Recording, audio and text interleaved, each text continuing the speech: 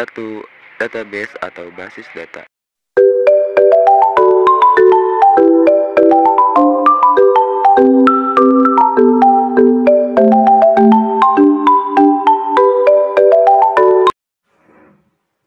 Data bisa apa saja dan segalanya informasi atau fakta apapun dapat dipertimbangkan sebagai data nama, data umur, tanggal lahir, atau informasi lain seperti alamat rumah, saldo bank, kendaraan, rincian data yang berhubungan dengan sekolah, teknologi, statistika, atau bahkan matematika dianggap sebagai data dan dapat disimpan ke dalam database. Data juga dapat dalam berbentuk apapun, seperti gambar, video, file, atau bahkan teks basis data. Dalam format apapun dapat disimpan ke dalam database. Apa itu database? Database dapat dianggap sebagai wadah berisi data atau informasi yang disimpan secara elektronik, sistem komputer. Data dalam berbentuk apapun dapat disimpan ke dalam database. Tujuannya menyimpan data. Nah, tujuan menyimpan data ke dalam database adalah agar dapat dengan mudah diakses, dimodifikasi, dilindungi, dan dianalisis.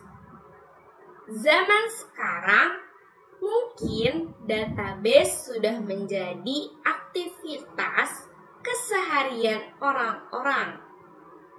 Basis data sebagian besar dalam bentuk situs web atau aplikasi saat ini seperti Google, Instagram, WhatsApp, Facebook sudah menggunakan database untuk menyimpan data. Contoh yang bisa dilihat seperti penggunaan absensi, nilai, dan yang lainnya untuk mahasiswa Unsika di e-kampus Unsika. Apakah database sama dengan DBMS? Hal ini tidak sepenuhnya benar karena database hanyalah sebuah wadah yang menyimpan data. Sedangkan DBMS atau sistem manajemen basis data adalah perangkat lunak yang digunakan untuk mengelola database karena database memerlukan berinteraksi dengan DBMS untuk menyimpan, memodifikasi, mengambil, dan melindungi data. DBMS juga diperlukan untuk menghapus database. DBMS dapat menggunakan masukan perintah dalam bahasa tertentu untuk berinteraksi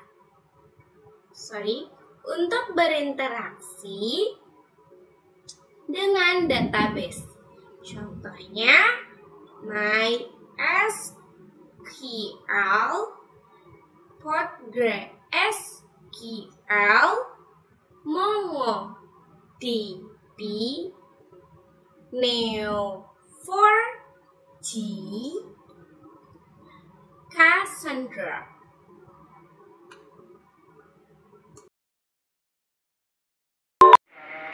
Dua, sistem informasi.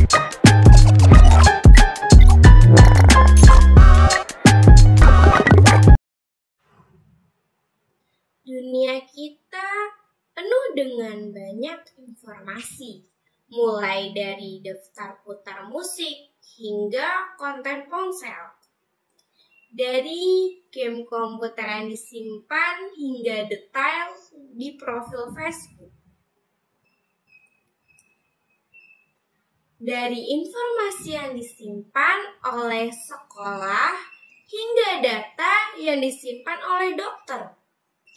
Ada banyak informasi yang harus disimpan, dikategorikan, dicari, dan disortir.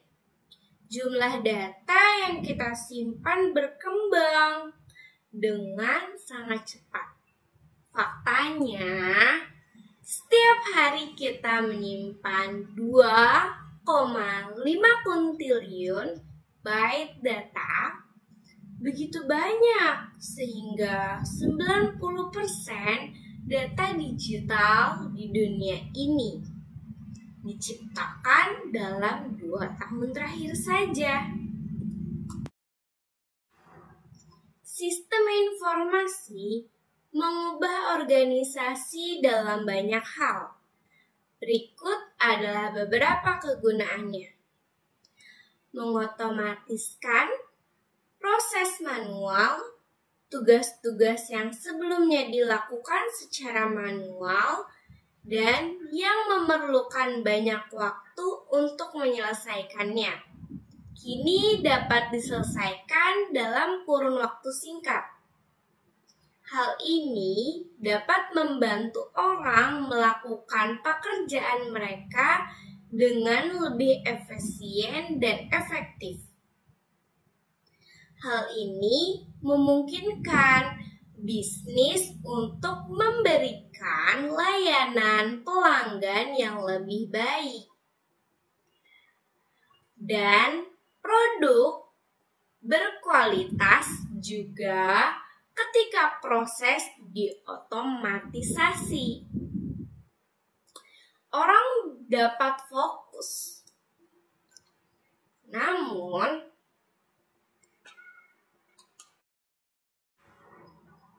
orang dapat fokus pada hal tersebut. Operasi bisnis lainnya yang menghasilkan lebih banyak produktivitas digunakan untuk memecahkan masalah dan dapat meningkatkan pengambilan keputusan, memungkinkan perampingan proses bisnis dengan penggunaan sistem informasi, proses digitalkan, dan pemantauan setiap proses menjadi lebih mudah dan nyaman dengan otoritas yang tepat. Satu data hadir dalam satu proses dapat diakses dan digunakan dalam proses lain. Selain itu, orang-orang dalam organisasi dapat dengan mudah berkoordinasi, berkolaborasi, dan berkomunikasi dengan orang lain. Pelanggan dan pemasok dapat berinteraksi dengan perwakilan organisasi dengan lancar dan terus-menerus.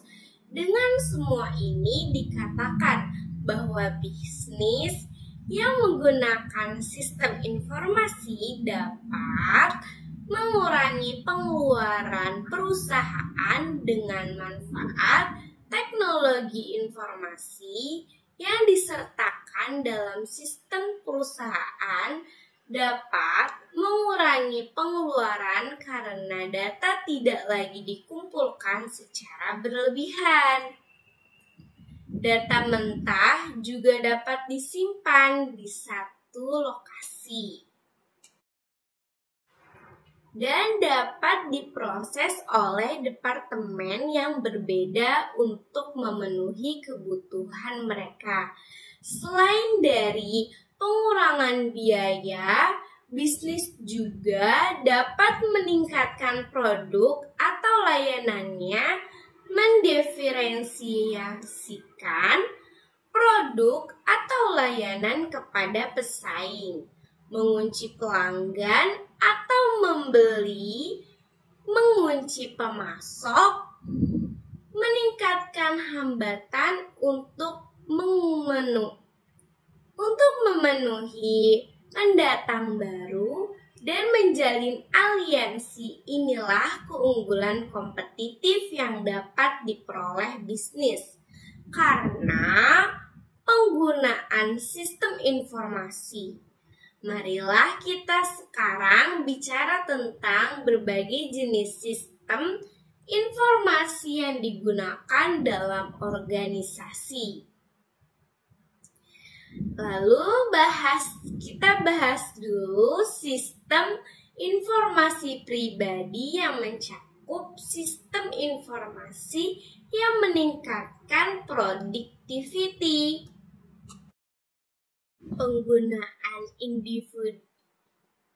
Penggunaan individu dalam melakukan tugas-tugas mandiri.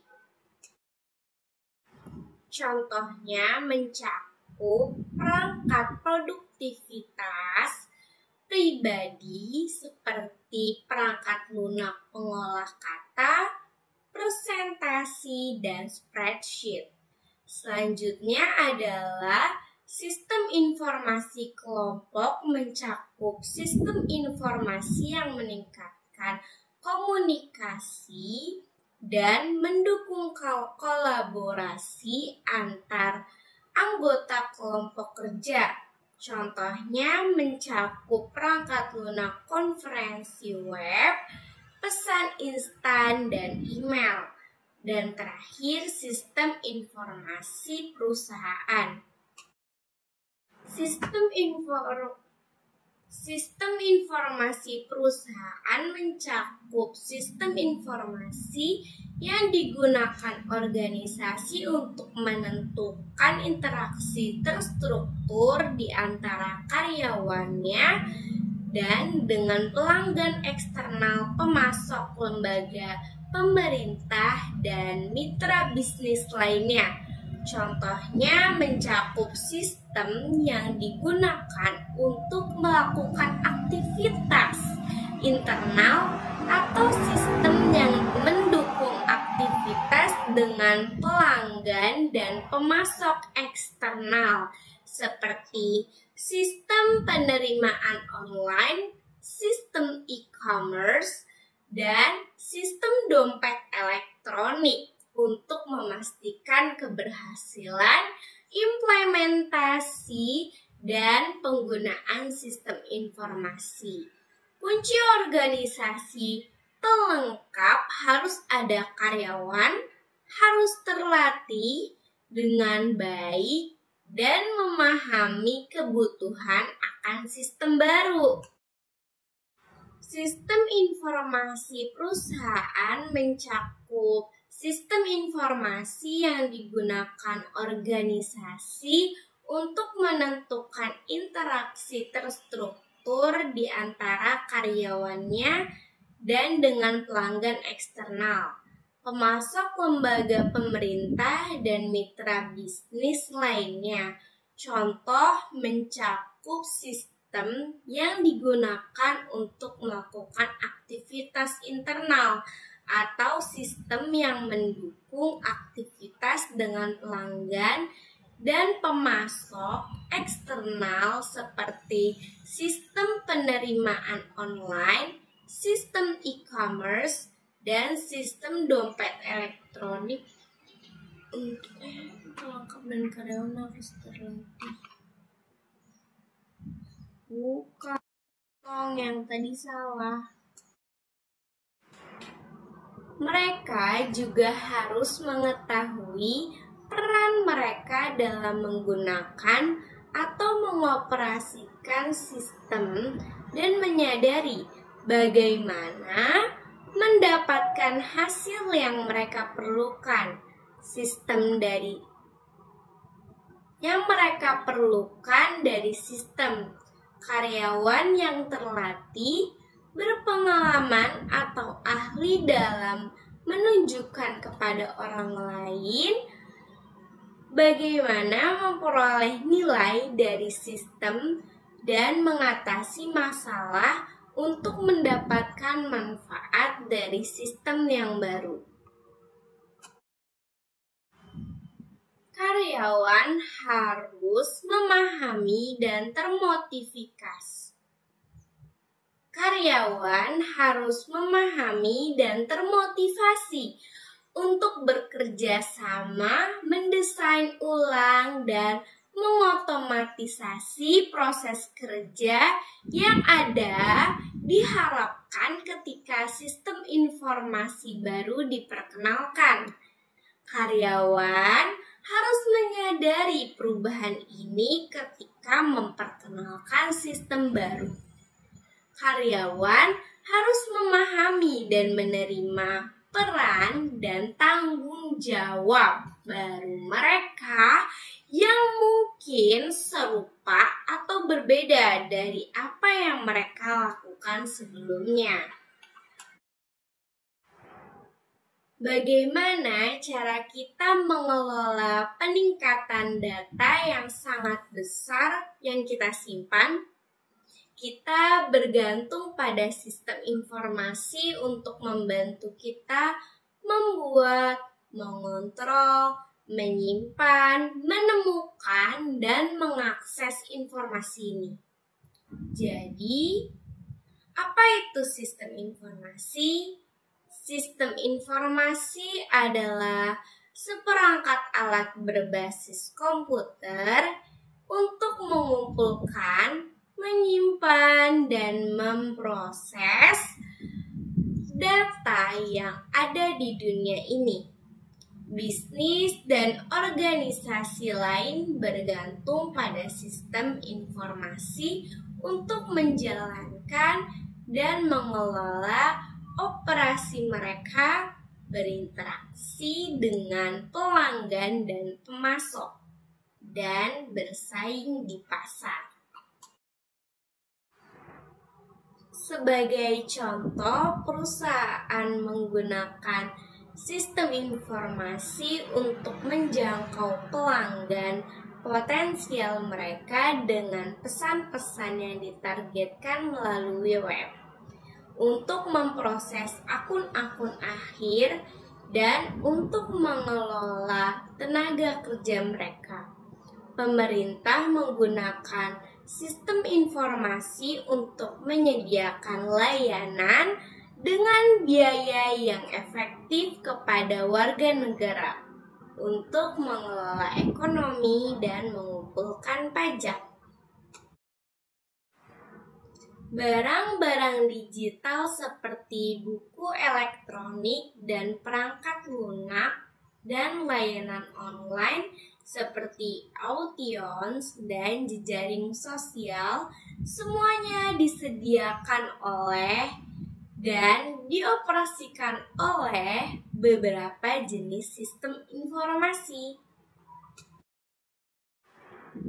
Sebuah sistem informasi akan memiliki tempat untuk menyimpan data, biasanya berupa database. Akan ada program yang membantu Anda menggunakan data, dan program tersebut akan memiliki antarmuka pengguna di mana sebagai pengguna memberikan perintah dan menerima hasil. Sistem informasi memainkan peran dalam setiap aspek kehidupan. Dalam dunia digital, kita yang harus terhubung. Penting bagi kita untuk 3. Artificial Intelligence.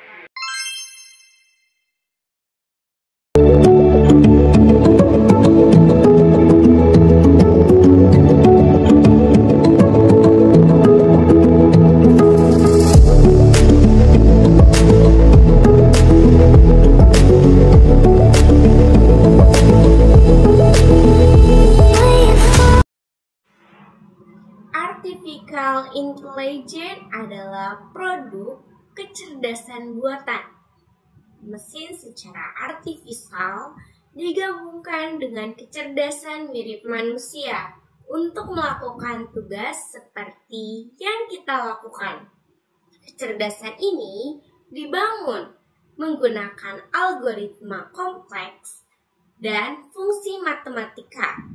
Faktanya, AI digunakan ponsel pintar, mobil, feed media sosial, video game, pengawasan perbankan, dan banyak aspek lain dalam kehidupan sehari-hari. Kemampuan ini membuat robot menjadi cerdas secara artificial intelligence. Singkatnya, AI merupakan mesin kemampuan untuk mengadaptasi alasan dan memberikan solusi dengan baik. Ketika mendengar istilah kecerdasan buatan, apa yang terlintas dalam benak kalian semua? Robot bertenaga super? Perangkat hipercerdas? Fiksi ilmiah yang telah mengenalkan dunia pada konsep tersebut? Namun di luar Hollywood, apa itu kecerdasan buatan dan apa yang sebenarnya bisa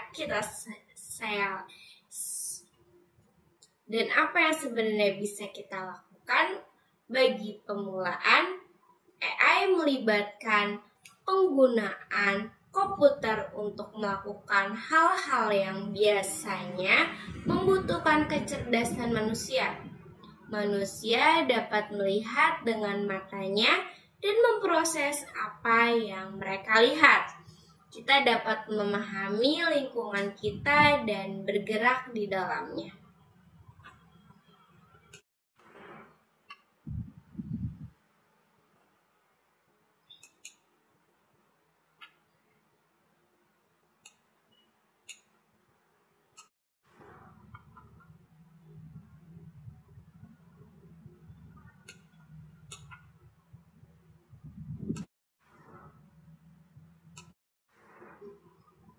Otak kita memiliki kemampuan untuk melihat pola dan kita memiliki kemampuan untuk memahami bahasa lisan. Kecerdasan buatan adalah cabang yang luas ilmu komputer yang mencakup banyak istilah berbeda agar komputer dapat mencapai kemampuan. Mereka memerlukan banyak sekali data. Kumpulan data yang besar memungkinkan algoritma AI untuk mengidentifikasi pola, membuat prediksi, dan merekomendasikan tindakan.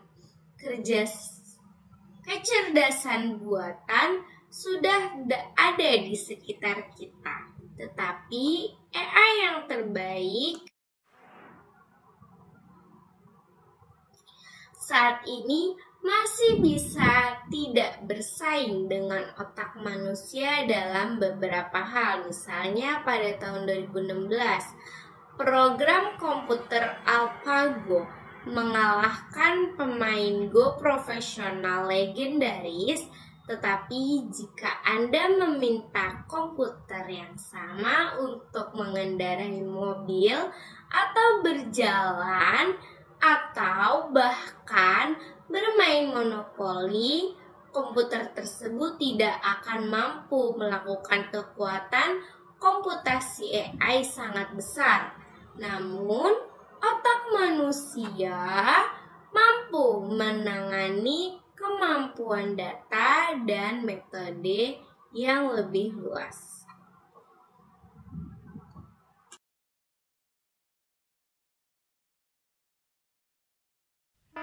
Di tahun 2050, AI mengambil alih dunia. Robot-robot melawan dan menguasai jalanan. Manusia yang selamat diburu habis-habisan. Akankah kita bisa bertahan? Oke. Jangan takut dulu. Ini cuma AI yang ada di film-film. Nyatanya mereka gak senyeremin itu. Tapi apa iya? Apakah ada ancaman tersembunyi dari AI?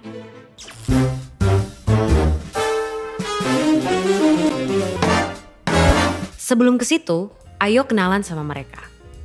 Simpelnya banget, AI adalah program yang didesain untuk berpikir dan ngambil tindakan kayak manusia. Mereka bahkan bisa belajar sendiri lewat latihan yang dikasih programmernya biar bisa diajak ngobrol, ngolah informasi, sampai punya kesadaran selevel anak bayi. Dan fitur-fitur keren inilah yang bikin CEO Tesla sampai prediksi kalau AI bisa lebih pinter dari manusia. Yang sebenarnya ini juga bisa jadi tanda bahaya, seperti yang pernah dibilang oleh sang perumus Theory of Everything. Tapi apakah dunia akan segera hancur karena AI? Ternyata enggak juga. Karena bukan memburu manusia, tapi mereka bakalan jadi pesaing kita di pekerjaan. Dan kalau kita ngerasa pekerjaan kasar yang terancam dan yang industri kreatif itu aman, coba pikir lagi deh. Karena sekarang udah ada program yang bisa bikin gambar apapun sesuai instruksi dalam hitungan detik. Dia yang bisa bikin lagu tanpa perlu les musik, atau sampai program yang bukan cuma bisa bikin caption dengan instan, tapi juga bisa nulis buku dalam 24 jam. Jadi, apakah para desainer, musisi, sampai penulis juga akan segera digusur oleh AI? Ya, AI emang bisa jadi pesaing manusia, tapi bukan berarti kita akan langsung kehilangan pekerjaan gitu aja. Karena ibarat obeng atau kalkulator, AI juga alat yang diciptain untuk ngebantu kita. Biar pekerjaan kita lebih cepat selesai, gak makan banyak tenaga, dan ngasilin lebih banyak barang. Dan walaupun AI udah berkembang pesat, mereka juga tentunya belum bisa nyaingin kreativitas kita. Apalagi rasa simpati dan empati. Bakat-bakat inilah yang harus dilatih sama generasi muda biar bisa jalan beriringan dengan perkembangan teknologi. Dan topik ini jugalah yang jadi satu bahasan penting yang didiskusiin sama para pemimpin dunia di G20 tahun ini. Salah satunya lewat diskusi pemuda negara-negara G20, yaitu Y20, yang fokus ningkatin skill dan literasi pekerja di bidang digital sampai ke bahasannya orang muda buat mikirin cara beradaptasi dari tantangan derasnya laju perkembangan teknologi. Hasil diskusi yang udah dilakuin berbulan-bulan ini akan diserahkan dalam bentuk rekomendasi yang fokus ke 4 isu prioritas. 2 diantaranya tadi membahas tentang ketenagakerjaan pemuda dan transformasi digital. Dokumen ini nantinya akan dibawa oleh Pak Presiden Jokowi untuk didiskusiin lebih lanjut dalam Forum G20 di Bali pada November 2022 yang harapannya nanti hasilnya bisa dirasain sama seluruh warga negara-negara G20 lainnya. Jadi itulah dia AI dan segala ceritanya, mulai dari tantangan sampai peluangnya. Selain kita perlu melajarin dan nyikapin AI dari kedua sisi, kita juga harus punya sifat satu ini. Ya, curiosity. Sebagai generasi muda harus terus penasaran sama perkembangan teknologi, biar bisa beradaptasi dan ikut ambil bagian. Karena kalau kita cuek dan terlalu terlena sama kecanggihannya, bukannya nggak mungkin di masa depan nanti kita semua bakal jadi pengangguran. Dan seperti biasa, terima kasih.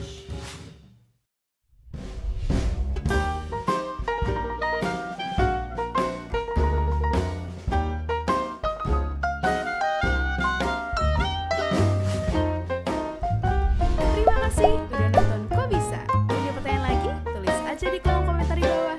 Keep asking and stay curious.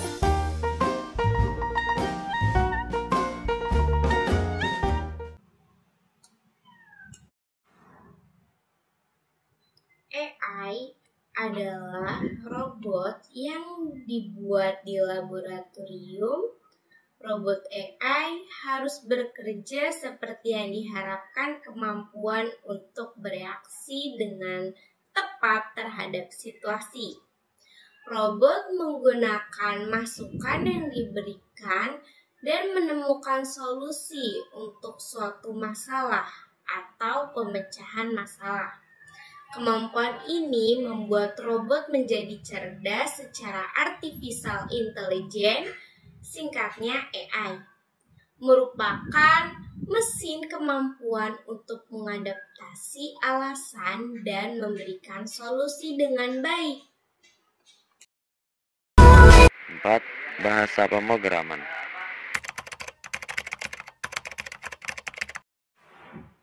Pertama-tama, mari kita bahas apa itu bahasa pemrograman. Pemrograman adalah cara kita berkomunikasi dengan komputer untuk melaksanakan tugas tertentu. Ini melibatkan penulisan instruksi atau kode yang dijalankan oleh komputer. Prosesor komputer menjalankan instruksi yang diberikan kepada dan apa yang disebut kode mesin. Kode mesin adalah biner atau sederhananya 0, dan masalahnya di sini adalah bahwa menulis program modern dalam kode mesin akan memakan waktu yang sangat lama. Akan tetapi, sangat-sangat lama waktu itu tidak akan dapat berjalan sehingga bahasa rakitan ditemukan. Nah, bahasa rakitan membuat proses penulisan kode menjadi lebih mudah dengan memberinya sintaksis yang secara samar-samar dapat dipahami oleh manusia. Kode rakitan dirangkai menjadi kode objek dengan menggunakan perangkat lunak yang disebut assembler. Kode objek hanyalah kode mesin dengan referensi ke sumber kode eksternal, biasanya disebut sebagai pustaka. Pada saat ini, kode objek belum dapat dieksekusi karena kode referensi di luar sumbernya sendiri. Perangkat lunak eksternal yang diperlukan dari perpustakaan menggabungkan dengan kode objek sumber dan menghasilkan program yang dapat dieksekusi menggunakan apa yang disebut bahasa pemrograman tingkat tinggi. Bahasa pemrograman tingkat tinggi, prosesor komputer menjalankan instruksi yang diberikan. Kode rakitan dirangkai menjadi kode objek dengan menggunakan perangkat lunak yang disebut assembler. Kode objek hanyalah kode mesin dengan referensi ke sumber kode eksternal, biasanya disebut sebagai perpustakaan. Pada saat ini, kode objek belum dapat dieksekusi karena kode referensi di luar sebelumnya sendiri. Perangkat lunak yang disebut linker mengambil sumber daya eksternal yang diperlukan dari perpustakaan, menggabungkan dengan kode objek sumber, dan menghasilkan program yang dapat dieksekusi menggunakan apa yang disebut bahasa pemrograman tingkat tinggi. Ini adalah bahasa seperti C++.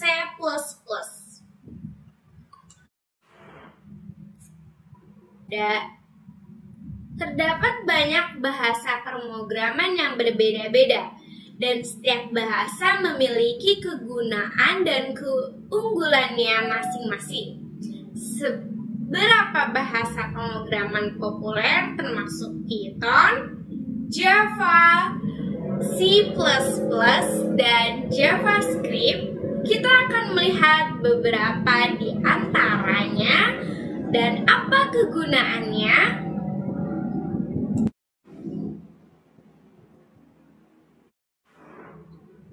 Struktur dasar pemrograman.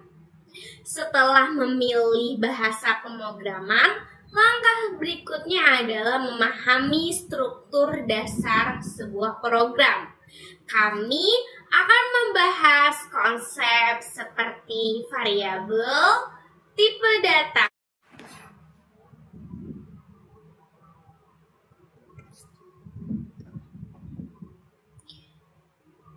operator, percabangan, dan perulangan.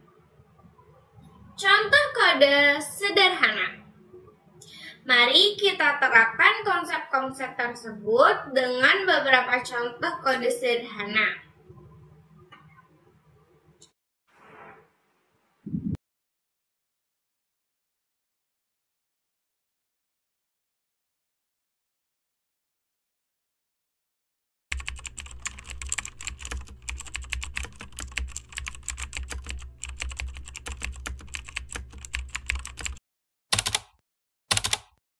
Hasilnya udah ada.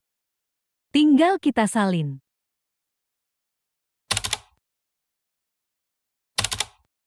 Berhasil, kita bisa nampilin Hello World sebanyak 1000 kali. Ngoding gampang banget.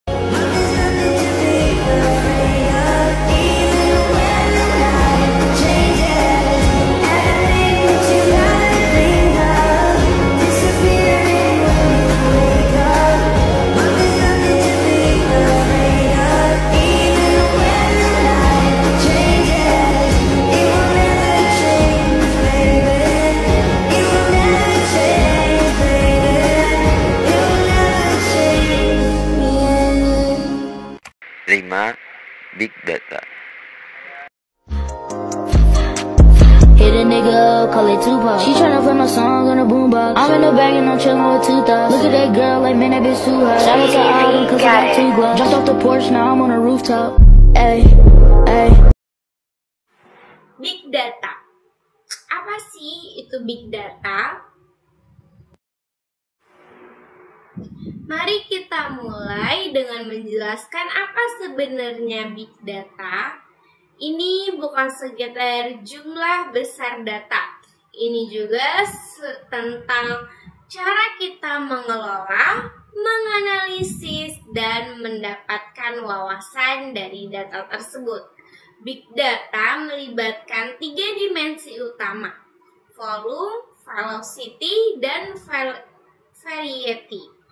Sekitar 40 exabyte data dihasilkan setiap bulan oleh satu pengguna ponsel cerdas. Sekarang bayangkan angka ini dikalikan dengan 5 miliar pengguna smartphone. Itu banyak yang ada di pikiran kita, bahkan bukan sebenarnya jumlah data ini cukup banyak untuk ditangani oleh sistem komputasi tradisional. Dan data dalam jumlah besar inilah yang kita istilahkan sebagai data besar. Mari kita lihat datanya dihasilkan per menit di internet. 2,1 juta foto dibagikan di Snapchat. 3,8 juta permintaan pencarian dibuat di Google. 1 juta orang masuk ke Facebook. 4,5 juta video ditonton di YouTube. 188 juta email dikirim. Itu data yang banyak. Jadi bagaimana mengklasifikasikannya? Data sebagai data besar. Hal ini dimungkinkan dengan konsep kecepatan volume 5V. Variasi, kebenaran, dan nilai. Mari kita pahami hal ini dengan contoh dari industri perawatan, kesehatan, rumah sakit, dan klinik di seluruh dunia. Menghasilkan volume data yang sangat besar, 2.314 exabyte. Data dikumpulkan setiap tahun di setiap tahun berupa catatan pasien, dan hasil tes. Semua data ini dihasilkan dengan kecepatan sangat tinggi yang dikaitkan dengan kecepatan variasi. Data besar mengacu pada berbagai jenis data seperti terstruktur, semi terstruktur, dan tidak terstruktur. Contoh data termasuk file log, catatan Excel, dan akurasi gambar dan kepercayaan. Dari data yang dihasilkan disebut sebagai kebenaran. Analisis semua data ini akan bermanfaat bagi sektor medis dengan memungkinkan deteksi penyakit yang lebih cepat, pengobatan yang lebih baik, dan pengurangan biaya. Hal ini dikenal sebagai nilai data besar. Tetapi bagaimana kita menyimpan dan memprosesnya? Data besar untuk melakukan pekerjaan ini memiliki berbagai kerangka kerja seperti Cassandra, Hadoop, dan Spark. Mari kita ambil Hadoop sebagai contohnya. Dan lihat bagaimana Hadoop menyimpan dan memproses data besar. Hadoop menggunakan sistem file terdistribusi yang dikenal sebagai sistem file terdistribusi Hadoop untuk menyimpan data besar. Jika kalian memiliki file data besar, file Anda akan dipecah menjadi potongan-potongan kecil dan disimpan di berbagai mesin. Tidak hanya itu, ketika memecahkan file, bisa membuat salinannya yang masuk ke node yang berbeda. Dengan cara ini, menyimpan data besar secara terdistribusi dan membuat yakin bahwa jika satu mesin gagal, data aman di mesin lain. Komponen utamanya Big Data. Nah, selanjutnya komponen utama Big Data membahas program Hadoop, Apache Spark, dan sistem manajemen basis data NoSQL. Setiap komponen ini memainkan peran penting dalam mengelola dan memproses Big Data dengan efisien. Arsitektur basis data.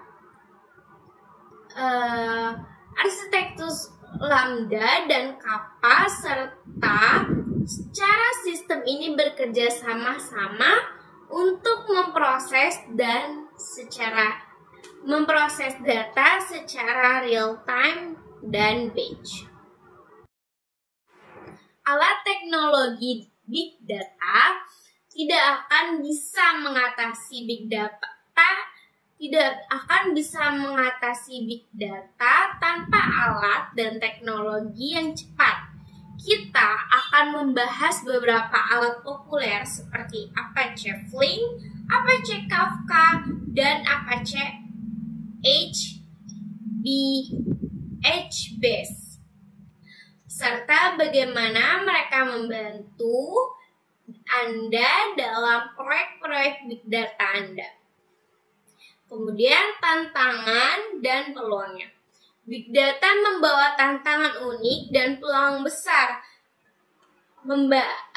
Tantangan umum seperti keamanan data dan privasi, sambil menyoroti bagaimana Big Data juga membuka pintu untuk inovasi dan pengambilan keputusan yang lebih baik. Apa itu Big Data?